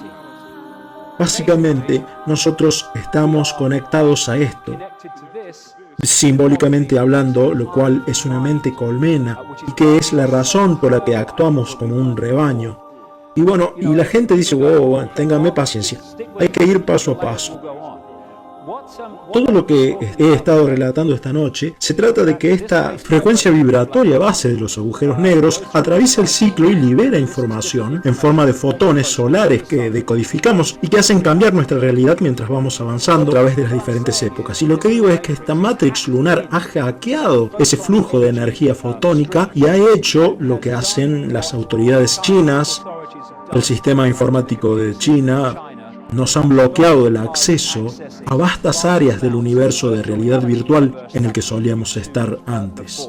Ahora bien, si alguno entre ustedes piensa que esto es fantasía, que nosotros podamos ver cosas que no están ahí y no ver cosas que sí están ahí, esto lo publicó el New Scientist. Estados Unidos recientemente ha pasado de analógico a televisión digital. En un corto periodo de tiempo de más o menos un año, las frecuencias analógicas ya no estaban disponibles porque a partir de ahí se iban a usar para cosas como la telefonía celular. Y de repente, por primera vez, los científicos pueden ver y conectarse con ondas de radio de otras galaxias que los científicos antes no podían ver. ¿Y por qué antes no podían? Porque estábamos usando la tele que necesita antena. Anterior al cambio de frecuencia en Estados Unidos, ondas de radio generadas naturalmente de frecuencias que van entre 700 y 800 MHz eran bloqueadas por las señales de TV analógicas, evitando que los astrónomos que investigan el universo usaran ese ancho de banda. La liberación de este ancho de banda va a permitir la oportunidad única de ver galaxias que están en ese rango de frecuencia. Ahora imagínense los usos que le podrían dar a esta tecnología que bloquea frecuencias y que hace que no podamos ver lo que está ahí y ver cosas que no están ahí. Y yo opino que esto es lo que están haciendo. Iré dando más detalles conforme avancemos. En efecto, estamos viviendo dentro de una burbuja de realidad virtual, dentro del universo de realidad virtual más grande. Y se conecta con nuestro sistema de emisión y transmisión, lo mismo que con la Tierra, y crea esta situación en la que nos encontramos, decodificando un mundo que quizás incluso no exista. Quién sabe, pero seguro que es diferente del mundo que percibimos ahora. Y volvamos con esto, lo vamos a analizar mejor ahora. La Matrix, o mejor dicho, la Matrix lunar, está en todos lados, está a nuestro alrededor. Incluso ahora, en este mismo cuarto, la ves cuando miras por la ventana o cuando encendes el televisor, puedes sentirla cuando vas a trabajar, cuando vas a la iglesia, cuando pagas los impuestos. Es el mundo que ha sido puesto delante de tus ojos para que no veas la verdad. ¿Qué verdad? Que eres un esclavo, Neo, igual que todos los otros. Naciste dentro de una cárcel, naciste dentro de una prisión que no puedes oler, sentir o tocar, una prisión para tu mente. Y yo diría que esa prisión para la mente es la Matrix lunar, la cual nos pone en una prisión vibracional que solamente podemos romper volviéndonos conscientes de eso y entonces vibrando más allá de los muros de la Matrix lunar, que es un espectro de frecuencia. Y si no nos pueden mantener dentro de esa frecuencia, por eso es que las estructuras sociales son como son y hay estrés y miedo y guerras y conflictos. Así que si salimos de eso, empezamos a romper esta cárcel de percepción y vamos a empezar a decirle, conche su madre, ¿cómo no es que no lo vi antes? Porque estabas allá adentro constantemente decodificando todo esto. Es como estaba diciendo antes, pero olvídate de lo que estaba hablando de la Matrix lunar, olvídate de eso, míralo así, solamente por su posición, la luna afecta profundamente el comportamiento y la percepción humana, porque la luna afecta la inclinación de la Tierra, su rotación, afecta las mareas oceánicas y por lo tanto nos afecta a nosotros porque somos 60 o 70% agua, así que más vale que nos va a afectar a nosotros también. Y también, acá volvemos con la importancia de la primera parte de la conferencia, también está afectando principalmente el sistema endocrino. Este sistema nos conecta con el sistema de chakras, que nos conecta con lo que llamamos el tercer ojo. Afecta las hormonas que segregamos y lo cual afecta principalmente el comportamiento humano, la salud, la percepción humana. No necesita ninguna Matrix para eso, solamente con estar ahí es suficiente. Y fundamentalmente afecta esto, la glándula pituitaria y la glándula pineal, que nos da el sexto sentido, la habilidad de ver más allá de los 5 sentidos. ¿Y qué es lo que hizo? Hizo que se cierre en muchas personas intencionalmente el tercer ojo, con el cual en el modo anterior o predominación percibíamos vastas áreas de realidad mucho más allá de lo que podemos hacer ahora. La palabra mes o month viene de moon o luna, la luna en inglés, y la luna, por supuesto, al moverse, principalmente afecta nuestra percepción del tiempo. Tenemos buen o mal humor o moods debido a la luna o moon. Es una monarquía híbrida, la monarquía. Y una de las formas principales en la que nos controlan, lo que parece ser su modus operandi, es con el dinero o money, controlado por los Rothschilds. Y vi una película, un film, hace algunos años, que se llamaba They Live. Era una película de bajo presupuesto y que fue producida, dirigida, musicalizada, hizo todo, por un tipo llamado John Carpenter. Si siguen la carrera filmográfica de John Carpenter, van a ver que el tipo estaba metido en algo. Él dice que no, pero estaba metido en algo. Se puede ver en las películas que hizo películas de terror, satanismo y todas esas cosas. Y él hizo esta película que se llama They Live. Me pareció que simbólicamente era bastante precisa cuando la vi por primera vez, pero ahora pienso que es increíblemente precisa. Para aquellos que no la vieron, vayan a YouTube y busquen They Live de John Carpenter y la pueden ver por partes. El argumento es este, está ambientada en el futuro, pero el futuro sería en esta época, porque se filmó hace muchos años. En la película hay una depresión económica muy grande y el protagonista viene de lejos con los zapatos atados en la mochila, anda recorriendo Estados Unidos tratando de encontrar un trabajo en la construcción y consigue una changa en un edificio que están construyendo. Y así las cosas hasta que uno de los otros trabajadores le pregunta dónde se va a quedar porque hay una depresión económica muy grande, la gente está viviendo en carpas acostada en las calles, duermen en cartones y hacen asentamientos precarios en baldíos, exactamente lo que está pasando en Estados Unidos en estos momentos, por cierto. Y le dice que no tiene dónde quedarse, así que se va con el otro que lo lleva a un asentamiento que habían hecho con otras personas donde comían y dormían. Y acá es donde se empieza a poner interesante la película porque él empieza a ver que hay cosas raras pasando al frente en la iglesia. Y en el asentamiento tenían un televisor, algo así como una sala de entretenimiento precaria, y cuando estaban viendo la televisión, de repente se corta la transmisión del canal principal y aparece la cara de un hombre en la pantalla que dice: ellos están acá, nos están controlando, ustedes no se dan cuenta, y toda esa clase de cosas. Y después de eso la policía hace un gran allanamiento en el asentamiento y en la iglesia, y pasa una topadora y van con helicópteros y destruyen todo el asentamiento. Y este albañil, el protagonista, vuelve y se pone a espiar en esa iglesia y encuentra unas cajas de cartón. Así que agarra una y se la lleva a un callejón, un pasaje atrás de unos edificios, y se pone a revisar la caja para ver qué hay adentro y encuentra anteojos de sol. Y el tipo se desilusiona y dice: ¿anteojos de sol? ¿Para qué quieren anteojos de sol en una iglesia? Así que agarra un par de estos anteojos y se va caminando, se los mete al bolsillo, tira los otros y se va caminando por la calle. Y acá es donde empieza la secuencia. Cuando él se pone los anteojos de sol, el mundo repentinamente se empieza a ver muy, pero muy diferente. Él empieza a ver cosas como estas y se empieza a dar cuenta de que hay gente que a simple vista se ven humanos, pero que no tienen nada de humanos cuando los ve a través de esos anteojos de sol. Y no solamente eso, cuando mira carteles publicitarios a simple vista dicen tome Coca-Cola o vacaciones en Jamaica, pero cuando los mira con los anteojos puestos ve instrucciones subliminales: conformate, dormite, consumí, mira televisión y muchas cosas más como esas, todas en una frecuencia que él no puede ver a simple vista. El resto de la gente que no tiene los anteojos interactúan con mucha de esta otra gente, pero ellos no pueden ver que no son humanos. Y ve al presidente que está dando un discurso y ve que no es humano cuando lo ve con los anteojos. Lo mismo con mucha gente de las fuerzas de seguridad y los presentadores de noticias igual, y así donde sea que vaya. Y al final de la película él se da cuenta de que la razón por la que la gente no puede ver sin usar los anteojos, lo mismo que él ve, es porque hay una frecuencia que está siendo transmitida desde lo más alto de la antena del canal de televisión, lo cual evita que la población vea lo que ellos verían normalmente si esa frecuencia no estuviera siendo emitida. Y lo que hacen es detener esa transmisión. Ellos inutilizan la antena parabólica y entonces hay gente que está en bares y de repente pueden ver que la gente que tienen al lado no es humana.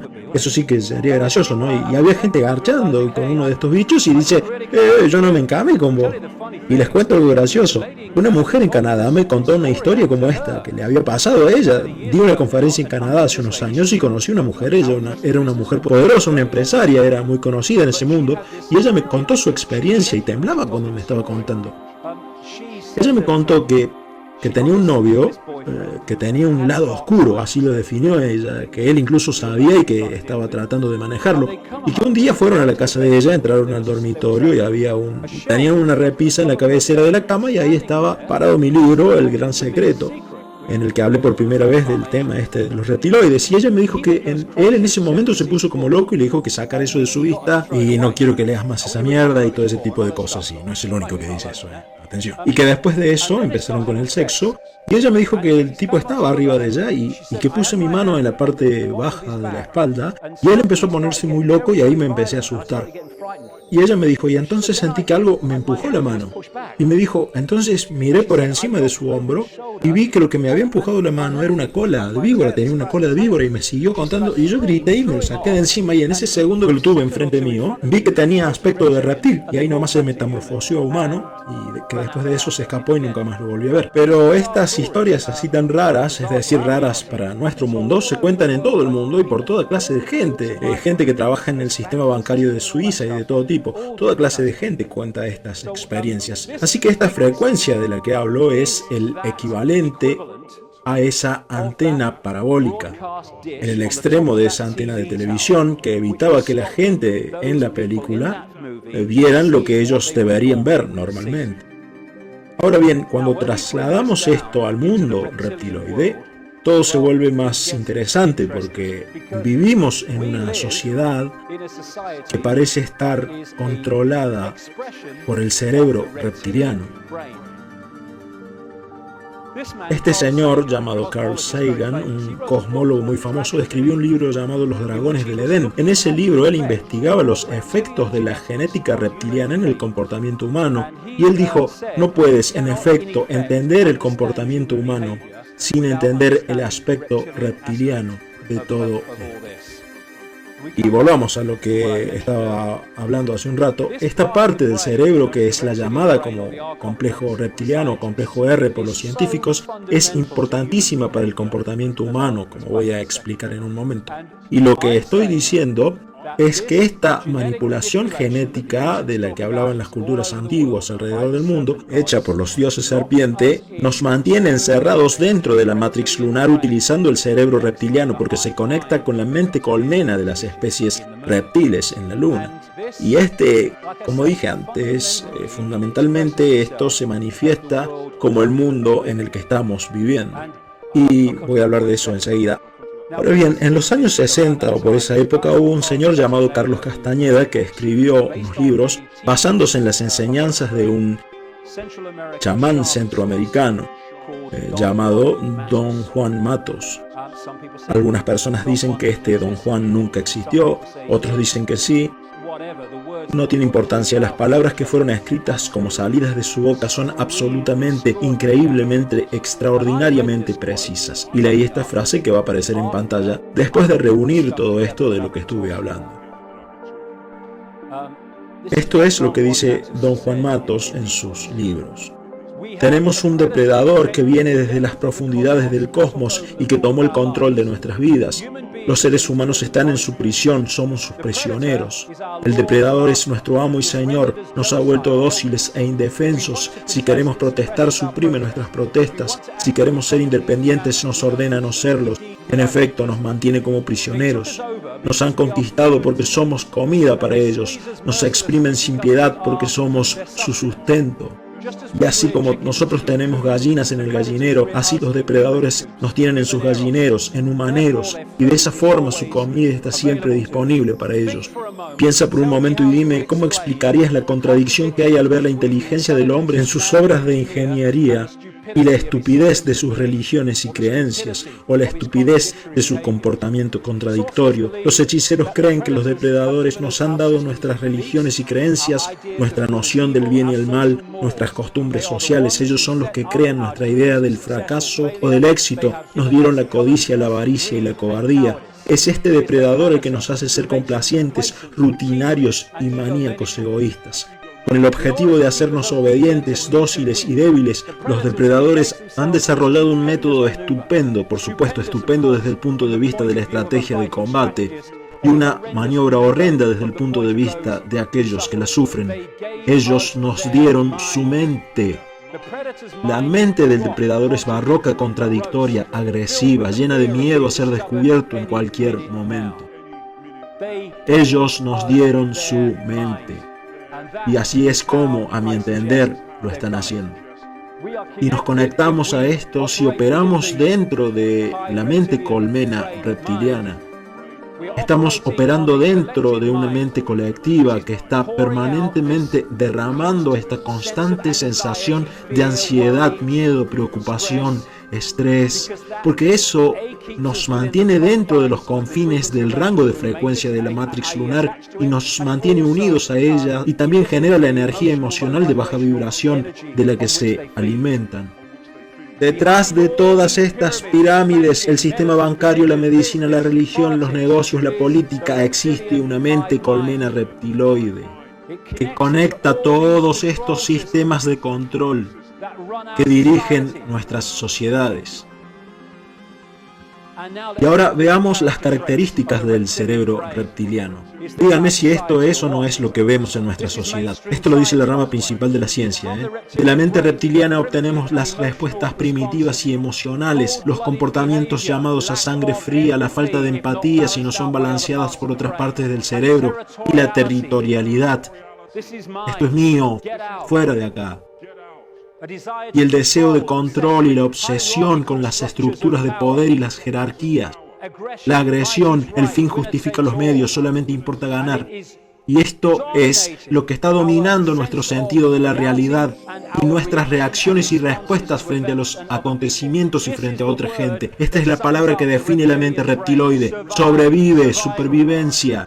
No piensa, no tiene la habilidad de pensar, reacciona.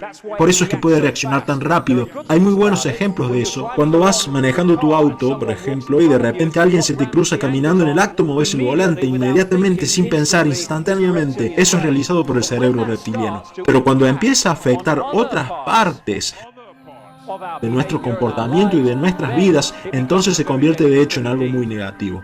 Es el cerebro reptiliano y su miedo es no sobrevivir. Está permanentemente escaneando el entorno buscando amenazas, no solamente amenazas físicas, sino también de otra clase, de otro nivel, y de eso voy a hablar enseguida.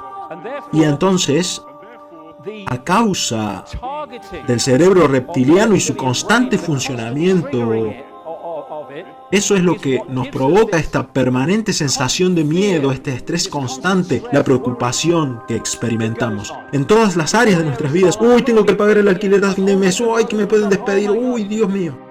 Así que mientras más miedo nos puedan meter, entonces más vamos a estar controlados por el cerebro reptiliano. Y por eso es que constantemente nos están mostrando razones para tener miedo y para estar ansiosos. Tenés que tener miedo, tenés que tener mucho miedo. El monstruo del ropero va a aparecer cuando lo inventemos. Y cuando se vaya vamos a inventar otro. Terrorismo. Calentamiento global. Gripe porcina. Crisis económica, no me parezco a ella, no me veo como él. Constantemente nos están metiendo miedos en la cabeza.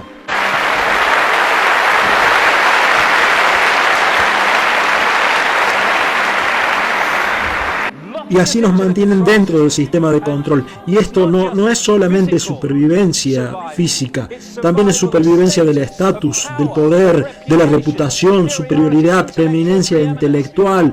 La conformidad con las autoridades y las jerarquías es otra característica del cerebro reptiliano. Solamente soy un peón en esta sociedad. Y entonces cuando se muestra información que desafía el status quo, el punto de vista aceptado por los científicos y los académicos, ellos reaccionan vehementemente. ¿Por qué? Porque su cerebro reptiliano les patea la nuca, la supervivencia de la reputación y la supervivencia de sus sistemas de creencias. Y también aparece cuando muestran información que desafía los sistemas de creencias religiosas de la gente. Y no solamente si dicen estás equivocado o algo como eso, sino solamente con mostrar información que si llegara a ser cierta, demostraría que las creencias de esa persona no pueden ser ciertas, entonces esas personas te atacarán con vehemencia. ¿Por qué? Porque su cerebro los patea en la nuca, porque su sistema de creencias está en peligro de muerte. El miedo de quedarse sin dinero, el deseo por el dinero está controlado principalmente por el cerebro reptiliano. Tiene dos polaridades. Una, el miedo a no sobrevivir, es decir, el miedo a no poder pagar el alquiler o la comida. Y por otro lado, pueden ser firmemente confinados dentro del cerebro reptiliano, y esto es lo que hacen los linajes híbridos, diciendo que lo necesario para sobrevivir es mucho más de lo que es realmente necesario para sobrevivir. Así que por eso hay gente, especialmente dentro de esta red de linajes híbridos, que tiene más plata de la que podrían gastar en 100 vidas, pero salen cada mañana y van a buscar más. Es una obsesión, es una adicción que tienen, y se conecta con el cerebro reptiliano, que controla principalmente nuestra percepción de la realidad. Y volvamos a Don Juan Matos. Ahora sé que, aunque nunca hayas pasado hambre por necesidad, sientes hambre y ansiedad por comer, que no es otra cosa que la ansiedad del depredador, que teme que en cualquier momento su táctica pueda ser descubierta y que eso haga que su comida se escape. A través de esta mente, que al final de cuentas es su mente, estos depredadores inyectan en la vida de los seres humanos lo que sea conveniente para ellos, y se aseguran de esta manera un cierto grado de seguridad para actuar como un paragolpes contra este miedo. Hechiceros del antiguo México dicen: el hombre solía ser un ser completo en una época, con ideas estupendas y una capacidad de conciencia que son leyendas mitológicas ahora. Y parece que todo eso desapareció de repente y ahora tenemos un hombre sedado.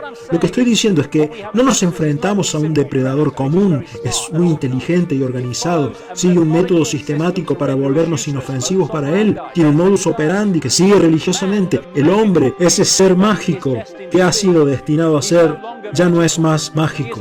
Es un pedazo de carne que se caza. El hombre ya no tiene sueños de hombre, tiene los sueños de un animal que ha sido criado para ser un pedazo de carne, negociado como un animal e invisibilizado.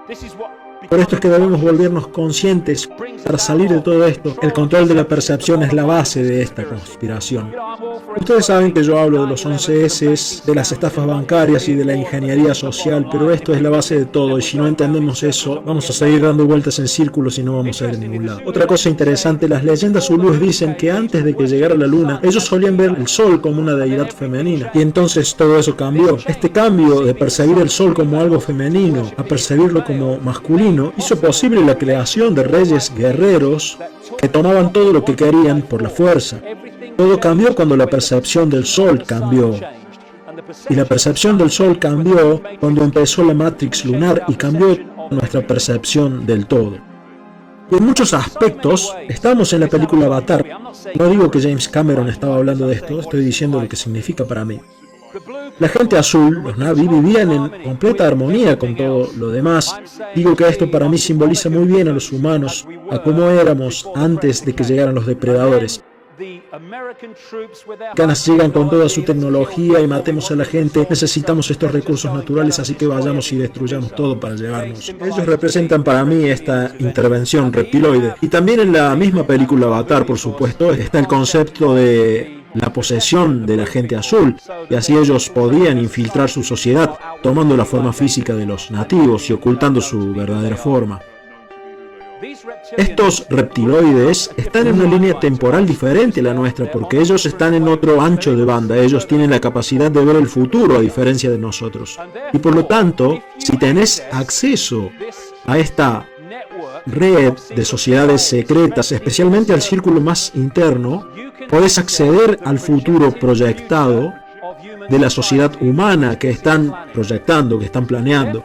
Por lo tanto, podés escribir novelas proféticas que se mueven adelante por lo que llamamos línea temporal y que terminan siendo tremendamente precisas. Todo lo que necesitan hacer es tener acceso a esa proyección, y lo hacen si pueden acceder a esta red de sociedades secretas. La sociedad fabiana en Londres, creada en 1884, es una de esas sociedades. Es una de las que tiene acceso privilegiado a esta línea temporal y a la proyección de esa agenda.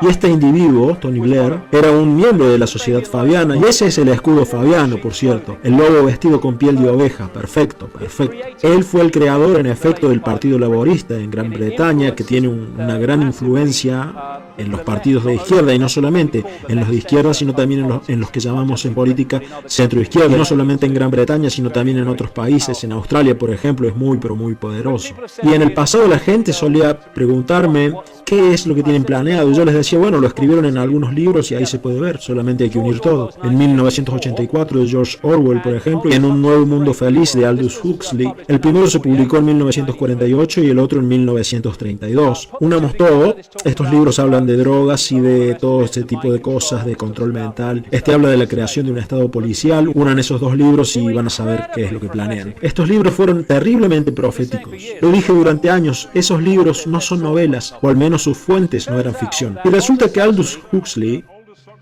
le enseñaba francés a un hombre que se llamaba Eric Blair en ese entonces, ahora se llama George Orwell, en el colegio Eton, y lo llevó a la sociedad fabiana.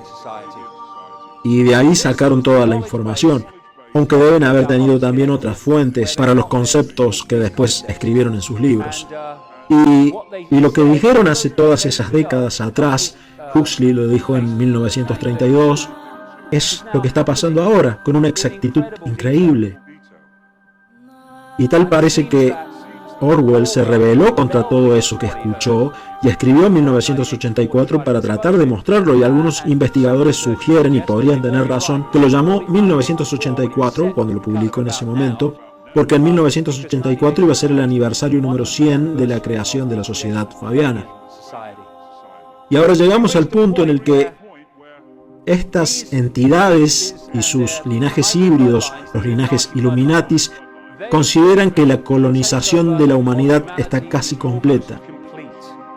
Y cuando lo analizan parece ser que están en lo correcto. Ellos piensan que el juego ha terminado, que ya ha ido demasiado lejos. No tienen ni idea de lo que dicen.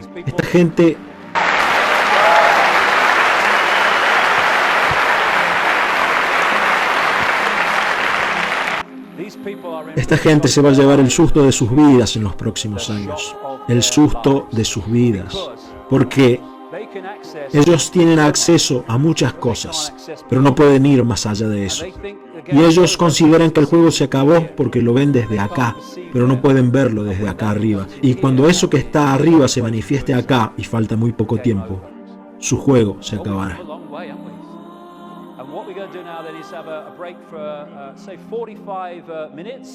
And I'll come back and look at the world as it is now and what's happening. Thank you very much. Thank you.